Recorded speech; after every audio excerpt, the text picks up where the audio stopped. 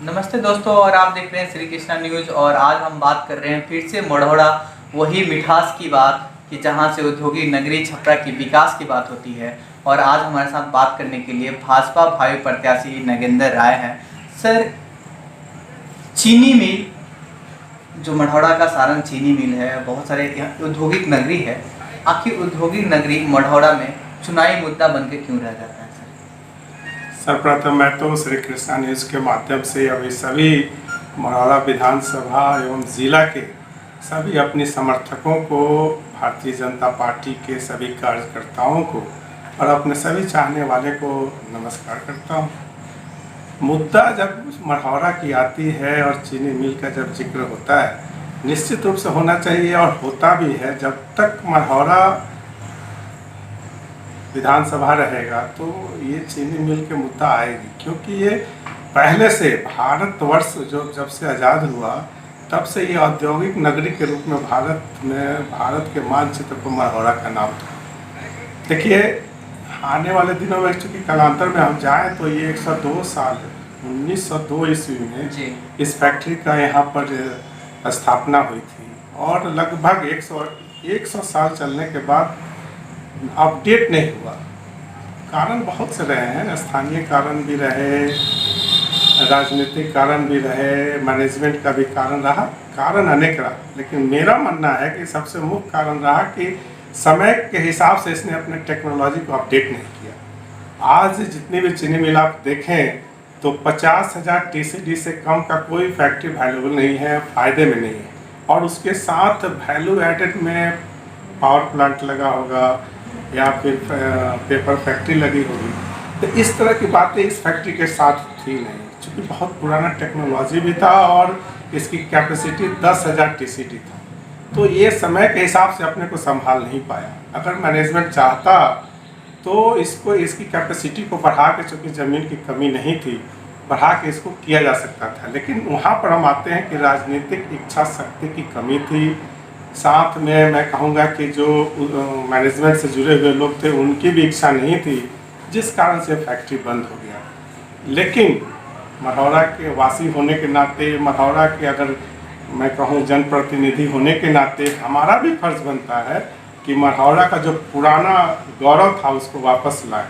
इसमें चीनी मिल का बहुत बड़ा भूमिका रहेगा, क्योंकि इससे हजारों किसानों को रोज़गार मिलेगा। क्योंकि ये नकदी फसल का मामला है और मैं भी चूँकि किसान परिवार से आता हूँ, और जब ये फैक्ट्री चलती थी तो मेरा भी परिवार, चूँकि लैंडलॉर्ड हमारे परिवार के, मैं उस परिवार से हूँ और हमारा परिवार संपन्न था। जब ये फैक्ट्री चलती थी तो हमें पैसे की कमी महसूस नहीं हुआ। तो मैं समझ सकता हूँ कि इस फैक्ट्री होने से यहाँ के किसानों की दशा किस प्रकार की थी और बंद होने से किस प्रकार की। सर, अभी विधानसभा है और ये मुद्दा बहुत तेजी से फैल रहा है, यानी सबके जुबान पर, जो भी प्रत्याशी है, निर्दलीय हो या पार्टी का, चीनी मिल का ही क्यों आता है। और भी बहुत सारे मुद्दे हैं, मढ़ौरा में बहुत सारे मुद्दे हैं। औद्योगिक नगरी है, MSME की बहुत सारी फैक्ट्री आ सकते हैं, औद्योगिक सेक्टर में बहुत सारी चीज़ें आ सकती हैं। आखिर ऐसा क्यों होता है जब चीनी मिल पर ही बातें अटक जाती है? नहीं, यहाँ के कुछ लोग निकालते हैं, मैं ये नहीं कहता। हम लोग तो शुरू से लगे हुए हैं। आज चुनाव है, हम लोग भी राजनीतिक पार्टी से जुड़े हुए हैं और पार्टी के द्वारा आने वाले दिनों में संभावित उम्मीदवार हैं, तो हम लोग के लिए भी मुद्दा है। लेकिन मैं इसको चुनावी मुद्दा नहीं मानता। ये हम लोग का, यहाँ की जनता का ये मांग है। इसको हम लोग यहाँ का नागरिक होने के नाते इस पर ईमानदारी से प्रयास भी करना चाहिए। जिस प्रकार यहाँ के आज के वर्तमान लोकप्रिय सांसद श्री राजीव प्रताप रूडी जी अकेला सांसद हैं जिन्होंने इस फैक्ट्री के लिए प्रयास किया जाता है। हर कोई प्रयास करता है, रिजल्ट क्या होता है वो हमारे हाथ में होता नहीं। लेकिन मैं उनके साथ कदम से कदम मिला के चला हूँ और मैंने देखा है कि ईमानदारी से वो व्यक्ति ने इस मढ़ौरा फैक्ट्री के लिए बहुत प्रयास किया कि ये फैक्ट्री चले। यहाँ नए निवेशक को उन्होंने लाया जवाहर जायसवाल के रूप में, लेकिन वो भी बहुत चीटर टाइप के निकल गए और माननीय सांसद महोदय को उन्होंने धोखा देने का काम किया। सर, इतना लंबा समय नहीं लूँगा। क्या आपके 2020 में फिर से गठबंधन के साथ सरकार बनती है और आप यहाँ के भाई उम्मीदवार हैं, मैं मनाऊंगा कि मेरा चैनल भी मनाएगा कि यहाँ का आप विधायक हो, उस समय क्या स्थिति होगी इस चीनी मिल की? धन्यवाद। मेरा पहले तो आपने मुझे विधायक बनने के लिए ये शुभकामनाएं दी, इसके लिए मैं आपको धन्यवाद देता हूँ। ये चीनी मिल मैं कहता हूँ कि चलेगा और नए रंग रूप में चलेगा, और इसके लिए निवेशक भी तैयार हैं। आने वाले दिनों में आप देखेंगे कि यहाँ पर निवेशक आएंगे और यहाँ निवेश करेंगे और चीनी मिल चलेगा। इससे यहाँ के हजारों किसानों का जो जीवन स्तर है, जिनका जीवन दशा है, सुधरेगा।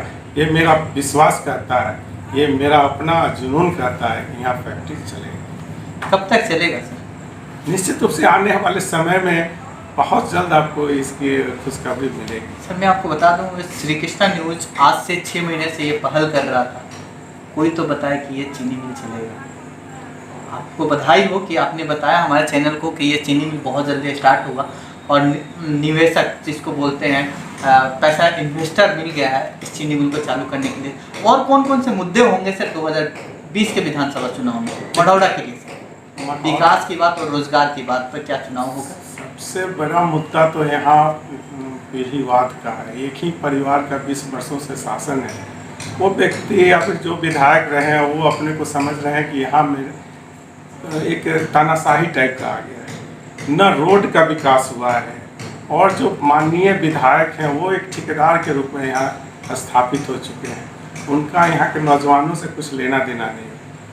मैंने विगत कई उनका इंटरव्यू भी देखा है। वो ऐसे बोलते हैं, ऐसे रखते हैं कि जैसे नया विधायक का उम्मीदवार। 20 साल उन्होंने मढ़ौरा का लिया है, मढ़ौरा की जनता ने उनको 20 साल विश्वास किया, और उसके बदले में उन्होंने क्या दिया? जब आप गांव में जाएंगे तो न तरीके का रोड है, न विद्यालय है, न नल जल, जो भी नल जल मुखिया। सरकार तो सर आपकी है, नहीं, सरकार पहल तो आप भी कर सकते हैं। विधायक पर ब्लेम लगाना और पहल तो आप भी कर सकते हैं, क्योंकि यहाँ के समाज सेवी भी रहे हैं। नहीं, ठीक है, हम लोग समाज सेवी हो सकते हैं। विधायक के बहुत से पावर होते हैं, अधिकार होते हैं, और उसका उन्होंने गलत यूज किया है। विधायक किस लिए चुना जाता है आप ही जानते हैं। विधायक क्षेत्र के विकास के लिए विधानसभा में आवाज़ उठाते हैं। विधायक यहाँ के कार्यों को देखते हैं। अगर कार्य नहीं होते हैं तो उसको उनके पावर मिला हुआ है, सरकार ने उनमें दिया हुआ है, चाहे रोड का मामला हो। ये चुनाव जो होता है विकास के नाम पर होगा या रोजगार के नाम पर 2020 का?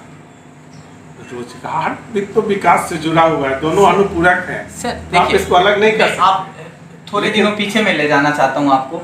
जब लॉकडाउन हुआ था, प्रवासी मजदूर अपने प्रदेश में लौट रहे थे।